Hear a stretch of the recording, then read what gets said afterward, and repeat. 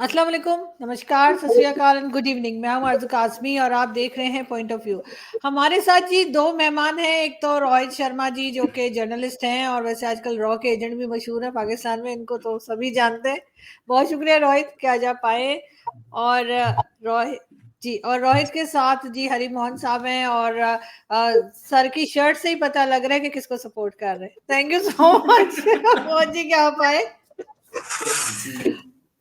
और मैं सबसे पहले रिमोहन जी की तरफ चलूंगी। सर क्या कहेंगे आप आज के जो इलेक्शंस हुए हैं तो उसमें खैर पाकिस्तान में तो मेरे ख्याल है आप लोग बहुत ज्यादा खुशी नहीं मनाई गई होगी इसलिए कि मुझे नहीं पता कि मोदी जी के साथ प्रॉब्लम क्या है हम लोगों को। ये जैसे मुझे पता लगेगा मैं आप लोगों को बता दूंगी, फिलहाल मुझे नहीं पता। लेकिन ये जरूर है कि ये भी एक्सपेक्ट नहीं किया जा रहा था कि इतने लंबे मार्जिन के साथ जो है जीता जाएगा। क्या कहेंगे आप, पब्लिक का क्या मूड है? देखिए, मेरा अगर मेरी अगर पूरी ओपिनियन देखेंगे तो इसमें सबसे मेन रोल एक एंटी माइंडसेट जो है ना, खासकर चाहे वो कांग्रेस के अगेंस्ट, बड़ी दुनिया भर में जहां भी आप देख रहे हैं वहां पर रूलिंग पार्टी के जो अगेंस्ट होता है ना, वो एंटी इनकम्बेंसी होती है। यहां बड़ा अजीब सा माहौल है। यहां माहौल अल्टीमेटली कांग्रेस के अगेंस्ट है और उसकी बड़ी रीजन ये है कि कांग्रेस ये समझ ही नहीं पा रही कि उसे असलियत में करना क्या है। और कहीं ना कहीं ये जो India so called Indic alliance जो बन गया था, वो जिस तरीके से बना और जिस लेवल पर उन्होंने एक ना, आप देखिएगा, अगर इलेक्शन से पहले स्टालिन का एक स्टेटमेंट आया था कि सनातन इनसे एड्स और इन सबसे विरोध नहीं किया जाता, लड़ा जाता है।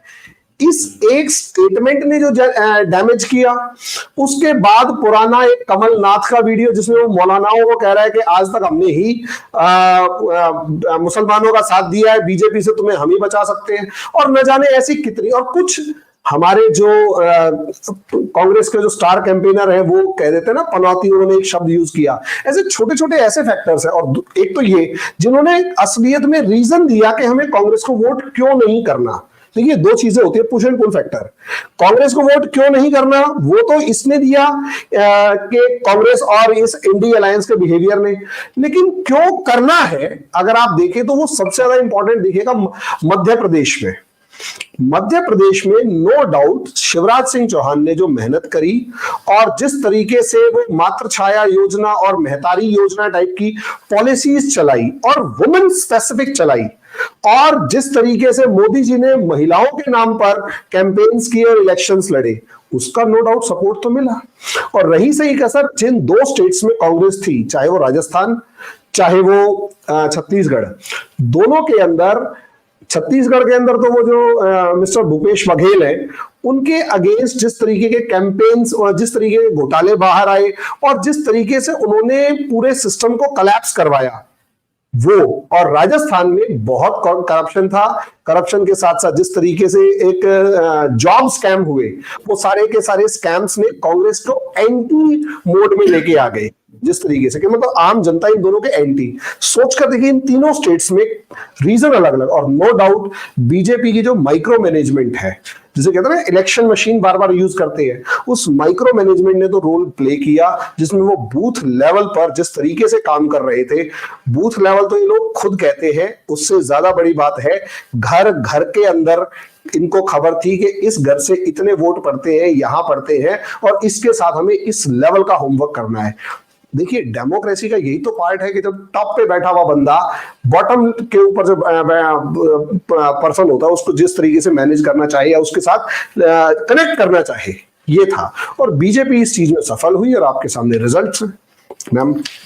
बिल्कुल ऐसा ही है सर। लेकिन अगर रोहित, हमने एक चीज ये भी सुनी थी, वो जो बड़ा लगाए जाते तब बात की जाती थी मोदी है तो मुमकिन है।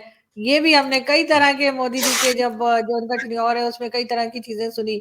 बहुत बार ये भी कहा गया कि जी ये भी बहुत इंपॉर्टेंट होता है कि आप अपनी मार्केटिंग कैसे कर रहे हैं। आपको लगता है क्या कि बीजेपी ने अपनी मार्केटिंग के लिहाज से या अपने आप को प्रमोट करने के लिहाज से काम अच्छा किया, इसी वजह से वोट्स पड़े, या उसके साथ साथ जो आम पब्लिक है उसके लिए भी बहुत कुछ किया गया है, इस वजह से वोट वोट जो है उनके लिए आए? क्योंकि बहुत बार आप ही के लोगों ने, ये नहीं कि पाकिस्तान से किसी ने, बहुत बार जो है वो मैं हरिमोहन साहब से भी ये पूछूंगी जरूर बाद में कि कई बार इंडियन पैनलिस्ट ही जो हमारे साथी जो हैं वो कहते हैं कि जी इस बार बड़ा टफ जो है वो मिलेगा बीजेपी को, कंपटीशन बहुत टफ है, आराम से नहीं निकल पाएंगे, लेकिन ये तो आराम से निकल गए इसमें। इस पूरे इलेक्शन को अगर एक सेंटेंस में अगर आप सम अप करें ना, तो बोल सकते हैं ओवर कॉन्फिडेंस। कांग्रेस को एक ओवर कॉन्फिडेंस हो गया। 2 हफ्ते पहले तक जो मैं बीजेपी लीडर्स से बात कर रहा था, सबके सब ये बोल रहे थे कि हो सकता है हम राजस्थान जीत जाएं। लैंग्वेज वॉज हो सकता है हम राजस्थान जीत जाएं, मध्य प्रदेश में चांसेस कम हैं, वी आर लूजिंग, एंड हम लोग उसकी छत्तीसगढ़ की बात नहीं करेंगे। राइट? क्यों छत्तीसगढ़ की बात नहीं करेंगे? क्योंकि उन्हें पता था कि यहाँ तो लुटिया डूबी हुई, यहाँ नहीं बन सकते। This was the statement of BJP leaders. BJP के कुछ लोग लीडर्स हैं, ठीक है। Over confidence. अच्छा, पार्टीज अपने इंटरनल सर्वे कराती थी, पार्टी अब एक्सेप्ट नहीं करेंगी बीजेपी के इंटरनल सर्वे हो या कांग्रेस के इंटरनल सर्वे हो, सब में पता लग रहा था कि बीजेपी हार रही है तीनों स्टेट्स में। इन सर्वेस को और इन स्टेटमेंट्स को कांग्रेस ने बहुत ज्यादा सीरियसली ले लिया और बीजेपी काम करती रही। रिजल्ट ये कि तीनों में कांग्रेस हार गई, अदरवाइज चांस नहीं था यहां बीजेपी के जीतने का। जो आपको जो एग्जिट पोल दिख रहे हैं ना, वो रियलिटी होने जा रही थी। पिछले 1 महीने से सारी चीजें, इंटरनल सर्वे, सब कुछ यही बता रहे थे। रियलिटी ये है, हमने एग्जिट पोल्स को देख करके, मेरे भी फादर है, बहुत दिन से पूछ रहे थे ये वो। मेरे फादर आज सुबह जब मैं सो रहा था उस समय रिजल्ट्स आने शुरू हो गए थे, तो मेरी मदर को बोल रहे थे, वो बताता था 1 महीने से कि बीजेपी कांग्रेस हार रही, बीजेपी हार रही हर जगह, ये देखो हर जगह जीत गई। तो fact remains, you know, the thing is कि जो भी असेसमेंट आ रहे थे, और वो असेसमेंट फेल नहीं होते हैं। कांग्रेस वॉज कॉन्फिडेंट, कांग्रेस का कार्यकर्ता, उसके बाद कांग्रेस के वर्कर ने बाहर जाना बंद कर दिया। एंड हम तेलंगाना में क्यों जीत गए, उसका रीजन है कि बीआरएस, जो पहले टीआरएस होती थी, बीआरएस की 10 साल की एंटी इनकम्बेंसी, और बीजेपी वहां पे एक बहुत छोटा फैक्टर है। जिस समय बीजेपी अब बढ़ रही है, 13% वोट पे इस बार आई है, पिछली बार इसका हाफ था। धीरे धीरे करके एक मेजर पावर बन रही है बीजेपी वहां पे। और पिछली बार लोकसभा में 20% वोट था, तो अब की बार आप 30% से ऊपर देखेंगे उस वोट को। तो लोकसभा में they are going to get 18 seats हैं तेलंगाना की, तो 10 से ऊपर सीट वहां पे हम देख सकते हैं। ये चीजें 2024 यानी कि लोकसभा इलेक्शंस के लिए बहुत इंपॉर्टेंट है। Prime minister has demonstrated 2 capabilities कि मैं सतत प्रयास करता हूं, मैं रुकता नहीं हूं, मैं पूरी मेहनत करता हूं, पूरी कोशिश करता हूं, लास्ट वोट तक आई विल फाइट। और ये चीज अगर कांग्रेस में आई होती तो ये आज तीनों स्टेट्स में कांग्रेस जीती होती, नो डाउट अबाउट इट। बिल्कुल सही। लेकिन अगर मैं यही बात हरिमोहन जी आपसे पूछूं कि पाकिस्तान में तो हमें पहले से पता होता है, इलेक्शन से पहले ही हमें पता होता है हमारा प्राइम मिनिस्टर कौन आ रहा है, ये भी आपको दुनिया में कहीं नहीं मिलेगा जो पाकिस्तान में होता है। लेकिन भारत में तो पब्लिक निकलती है, पब्लिक के वोट से ही गवर्नमेंट आती है। आपके ख्याल से कहाँ पर जो है वो बीजेपी ने कोई ऐसे काम किए हैं कि जिसकी वजह से मुसलसल ये जीतते चले जा रहे हैं? और कहीं आपको ऐसा लगता है, मतलब जितना मर्जी आप सपोर्ट कर लें, कहीं ना कहीं कुछ कमी रह जाती है, तो आप कुछ बताएंगे कि जहां आपको लगता है कि जब अगली बार इलेक्शन के बाद जब गवर्नमेंट आती है बीजेपी की, तो वो खास तौर पे किस सेक्टर में या किस पॉइंट पे आप समझते हैं कि उन्हें ज्यादा काम करने की जरूरत है? देखिए आरजू जी, रियलिटी ये है कि अगर हम बीजेपी वर्सेस बाकी इंडियन पार्टीज का एक स्ट्रक्चर देखें, तो बाकी इंडियन पार्टीज आपको दिखाई देंगी फैमिली बेस्ड पार्टी हो चुकी है। उनमें किसी तरीके का इंस्टीट्यूशनल स्ट्रक्चर नहीं है, आइडियोलॉजी नहीं है, और सबसे बड़ी बात, ग्राउंड लेवल पर उनके पास उनके फेवर में काम करने वाला काडर नहीं है। कि अगर एक पार्टी के पास आइडियोलॉजी है, काडर है, और ग्राउंड लेवल पर वर्कर हर चौराहे पर खड़ा होकर उसके लिए बहस कर रहा है, लड़ रहा है, तो बीजेपी के अलावा आपको किसी में नहीं दिखेगा। और बाकी जितनी पार्टीज जो फैमिली बेस्ड हैं, वो चल रही हैं पर्सनैलिटी के ऊपर, कि एक पर्सनैलिटी जो है वही, जैसे आपके इमरान खान है, Imran Khan is a personality, उसका ग्राउंड लेवल वर्कर है या नहीं है, उसने असलियत में क्या कर रखा है, अपनी बातों से जोश भर रखा है। और वही जोश जो है आपकी बाकी, चाहे वो कोई इस्टेब्लिशमेंट है, चाहे कोई आपका डीप स्टेट है, या दूसरी पॉलिटिकल पार्टीज है, सबको चैलेंज कर रहा है। ऐसा जो पर्सनैलिटी है वो इंडिया में है नहीं। एक केजरीवाल है जिसका एक बहुत लिमिटेड फॉर्म में वो अपनी ही पार्टी में घिर चुका है बुरी तरीके से। ये पर्सनैलिटी जो है, या तो वो खुद मोदी जी है, लेकिन मोदी जी के पास तो दोनों फैक्टर हो गए ना, काडर भी है जो ग्राउंड लेवल पर आइडियोलॉजी को सपोर्ट करता है, वो आइडियोलॉजी को आप हिंदुत्व की कहें, नेशनलिज्म की कहें, डेवलपमेंट की कहें, होप की कहें, वो सब चीजें इनके पास है। तो वो वाला सेक्टर तो बहुत मजबूत फॉर्म में, उसमें मैं भी हूं, मेरी 3 जनरेशन हो चुकी हैं, इवन जो 4th जनरेशन है वो भी बीजेपी के अलावा किसी को वोट नहीं करने वाली। हमने आज तक, मतलब वो बिटर ट्रुथ है, वो इसलिए नहीं कि हमारे को कोई लालच है या कुछ भी, एक माइंडसेट कि यार we are voting for this mainly this matter. मेरे दादाजी आरएसएस के कार्यकर्ता हुआ करते थे, वो इसलिए नहीं कि कोई लालच था, वो काडर था, वो मोहल्ले में, वो गली में, वो कहीं बैठे हुए हैं, दे यूज्ड टू डिस्कस, और कम से कम बात गिरने नहीं देते थे। ये चीज किसी दूसरी पार्टी में इस टाइम पर नहीं दिखाई दे रही। पर्सनैलिटी आप दूसरी किसी पार्टी को उठाकर देख लीजिएगा, वो पर्सनैलिटी एक स्टेट स्पेसिफिक में तो दिखाई दे जाएगी। यानी Nitish Kumar is a personality in Bihar, Akhilesh Yadav is a personality in Uttar Pradesh, लेकिन अखिलेश यादव को बिहार में नहीं देख सकते और नीतीश कुमार को आप यूपी में नहीं देखेंगे। ममता बनर्जी बंगाल से बाहर है ही नहीं। यही चीज आप अगर आप क्या नाम है बीजू पटनायक के बेटे जो नवीन पटनायक है, उनसे अगर आप उठाकर देखेंगे तो उड़ीसा में वो उड़ीसा से बाहर एक सीट नहीं जीत सकते। लेकिन पर्सनैलिटी, नेशनल लेवल की पर्सनैलिटी की अगर हम उम्मीद करें तो वो कांग्रेस के अंदर पॉसिबल है, लेकिन वो कांग्रेस की पर्सनैलिटी कहां है वो आपको दिखाई नहीं दे रही, वो कंफ्यूज है थोड़ी सी।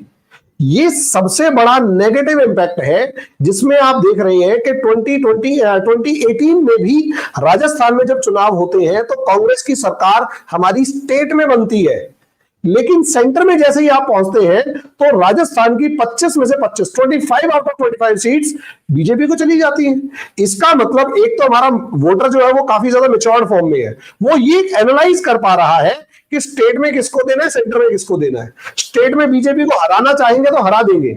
आप सोच कर देखिए, पिछले साल नारा था, आप अभी नारा लगा रहे हैं, अभी आप कह रहे हैं कि मोदी है तो मुमकिन है टाइप में। पिछली बार नारा था राजस्थान में, मोदी तुझसे बैर नहीं, रानी जो वसुंधरा राजे सिंधिया है तेरी खैर नहीं। That was a slogan. Rajasthan में बीजेपी हार गई, लेकिन सेंटर में बीजेपी जीत गई और 25 आउट ऑफ 25 सीट्स।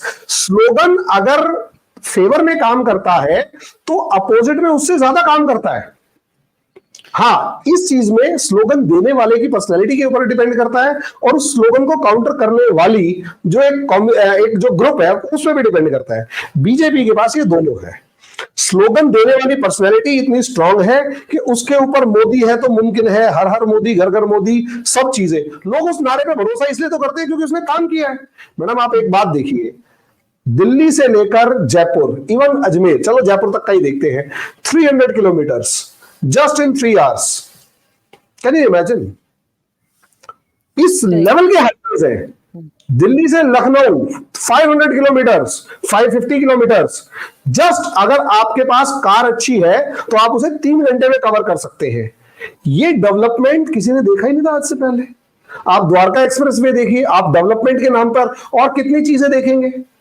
ये जो डेवलपमेंट पिछले 10 साल में लोगों ने चेंज देखा है, वो उस क्लास को अट्रैक्ट कर रहा है, जो इंडिया को, उस मिडिल क्लास को खासकर, जो प्रोग्रेसिव इन नेचर है।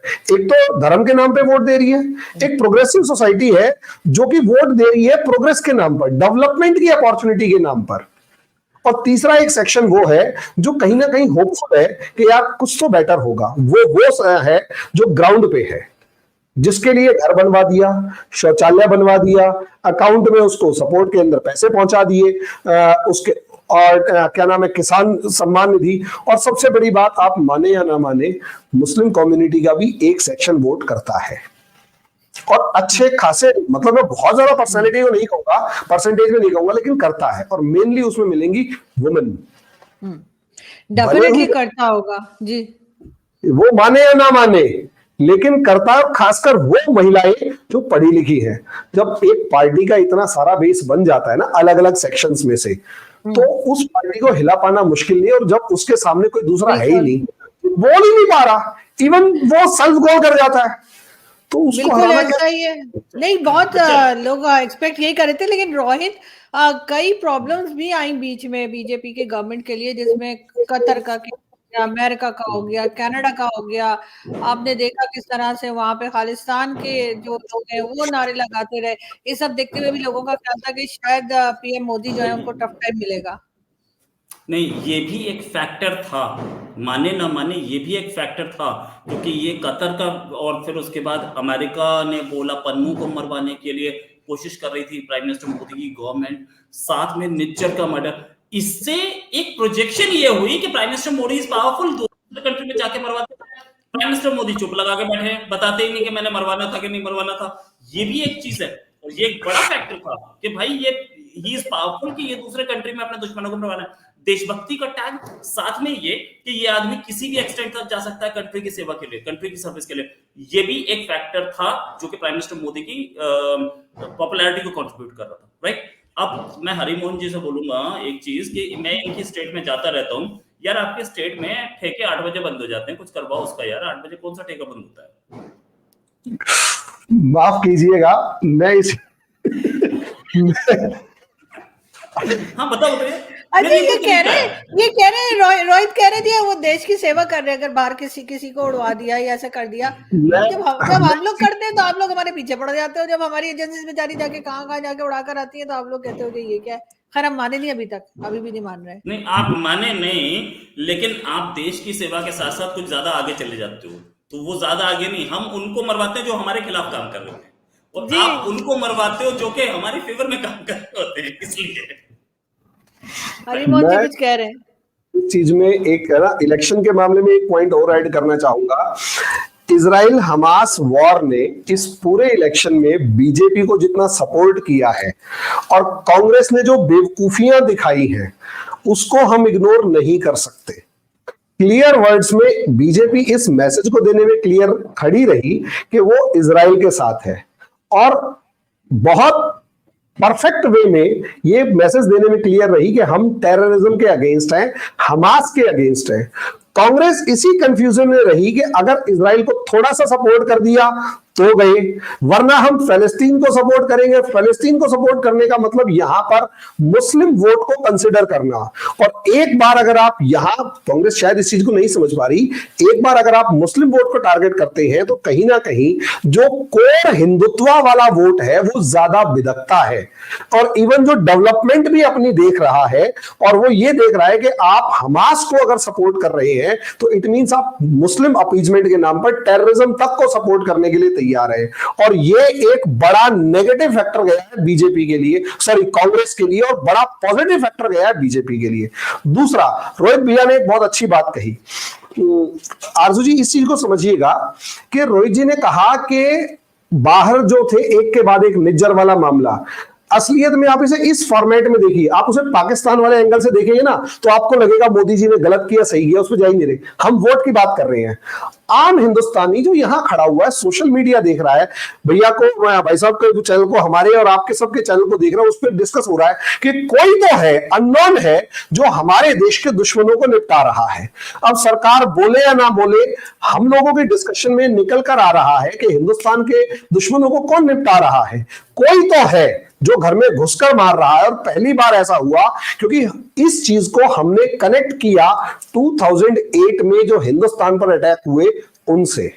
और जब हिंदुस्तान पर होने वाले अटैक्स को हमने कंसिडर किया ना, तो ऐसा लगा कि हमें ये स्ट्रांग गवर्नमेंट चाहिए जो घुसकर मारने में भरोसा रखती है। ये चीज बहुत ज्यादा पॉजिटिव गई है बीजेपी के कंपैरेटिवली कांग्रेस के। आप देखिए इस चीज को। अच्छा, और एक चीज और कि इसने ऐसा फील करवाया कि यार ये बंदा है तो देश सुरक्षित हाथों में है।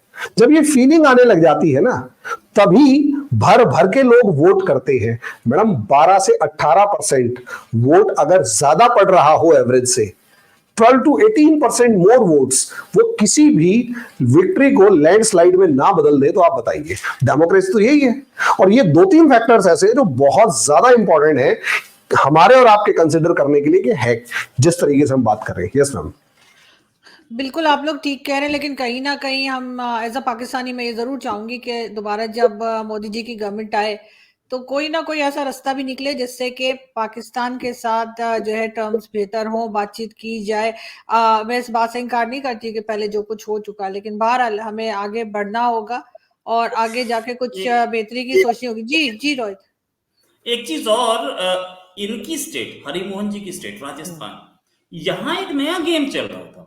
यहाँ ये चल रहा था कि सेंट्रल बीजेपी कोशिश कर रही थी कि वसुंधरा राजे हारे, वसुंधरा राजे के कैंडिडेट्स हारे।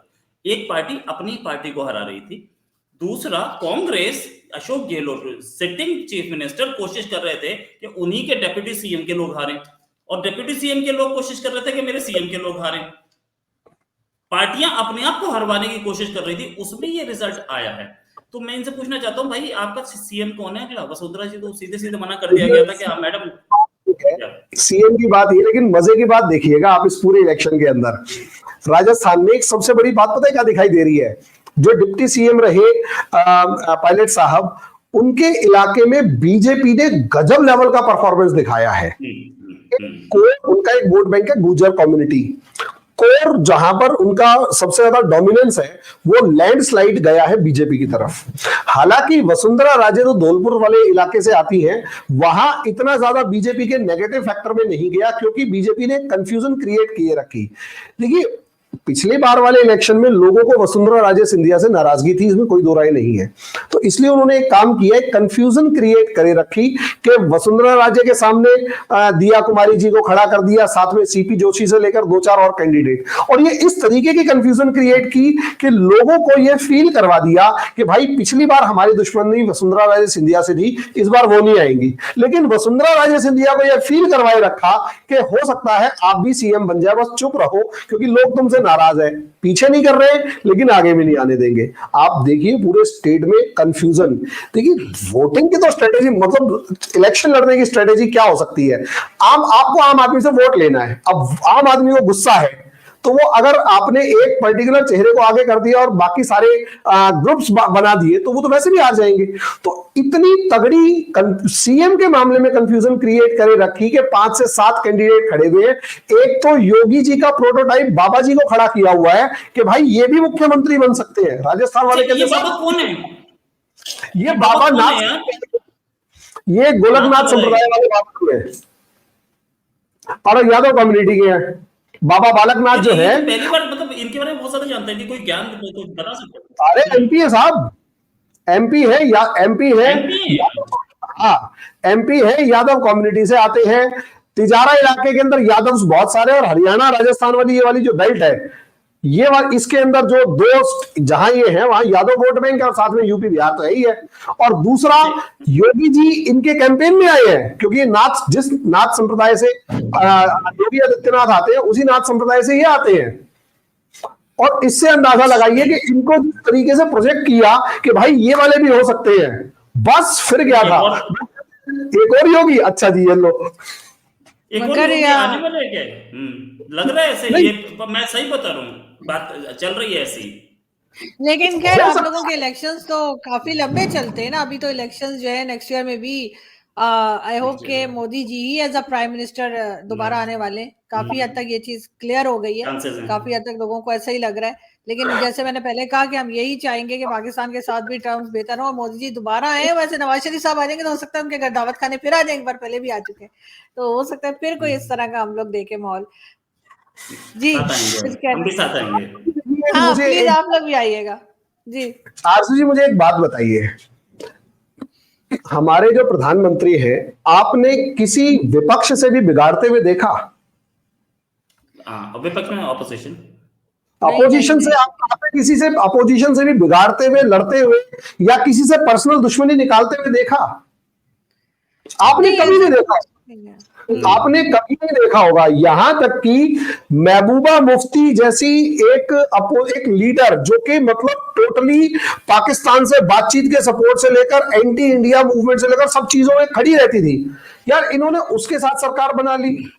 अगर आप या मतलब पाकिस्तान की जनता और पाकिस्तान की लीडरशिप सिर्फ इतनी सी बात समझ ले कि इनको बात करने के लिए जो बेसिक प्रिंसिपल्स हैं उन पर चलना पड़ेगा, और ये वो नहीं है जो कहेंगे कुछ करेंगे कुछ। ये वो है कि भाई साहब, अगर आपने कहा dialogue and terrorism can't go hand in hand, तो इसका मतलब ये है पहले आप टेररिज्म बंद कीजिए, फिर उसके बाद बातचीत होगी, मतलब होगी, वरना आपके साथ वैसा ही बिहेव किया जाएगा जैसा कंटिन्यूअसली चल रहा है। अब यूं तो नहीं होगा ना कि मतलब बस लेके एक प्रधानमंत्री जाए और ऊपर से कारगिल हो जाए। माफ कीजिएगा, नहीं मिसयूज कर रहा हूँ। आप सही कर रहे हैं सर, लेकिन जाहिर है वो पहले की बात थी, और कारगिल को यहाँ कोई भी सपोर्ट नहीं करता अभी तक। मेरी तो जिन लोगों से बात हुई कोई सपोर्ट नहीं करता, लेकिन ये जरूर है कि इस वक्त जो अननोन गनमैन वाली एक स्टोरी चल रही है, मुझे लग रहा है इसे ऐसा करके ये सारे के सारे जो हैं वो साइडलाइन कर दिए जाएंगे, सब लोग ऊपर भेज दिए जाएंगे और मसला हल हो जाएगा। इसके अलावा कोई दूसरा रास्ता नहीं था। अब ये नहीं पता कौन कर रहा है, अब क्या जो कोई भी कर रहा है अच्छा काम ही कर रहा है। क्या आप ये कहना चाह रहे हैं कि अननोन गनमैन इंडिया का नहीं पाकिस्तान का भेजा हुआ है? सर कहीं का भी हो सकता है, जब पता ही नहीं हमें तो क्या कह सकते हैं। जब तक इसका हमें मतलब पकड़ में नहीं आता तो तभी हम बताएंगे कि इंडिया से है, पाकिस्तान से, बांग्लादेश से, अमेरिका से, कहाँ से, तभी पता लगेगा ना। अभी तो उसके बस हमें सिवा एक चीज पता है, क्या। एक चीज पता है कि अफ्रीका का नहीं है, उसका कलर दूसरा दिख जाता है। हाँ ये भी है, और अभी तक अफ्रीका तक हम पहुंचे भी नहीं। हम इधर ही वो जैसे कहते हैं ना 100 के रडार में घूम रहे, तो इधर ही कहीं होगा। बहुत शुक्रिया आप दोनों का कि आज आप थैंक्स अ लोग लॉट। आए, एंड आई होप कि जल्दी हम लोग फिर मिलेंगे और फिर बातें करेंगे। और खास तौर पे हरिमोहन साहब का, मुझे तो ऐसा लग ही नहीं रहा कि मैं फर्स्ट टाइम मेरी इनसे मुलाकात हो रही है। मुझे ऐसा लग रहा है बहुत टाइम से जानते। बहुत शुक्रिया सर, थैंक यू। मैं आपका बता रहा हूँ कि आपकी जो वीडियोस है हमारी क्लासरूम में चलते हैं। बहुत शुक्रिया, thank you so much sir, so kind of you, thank you.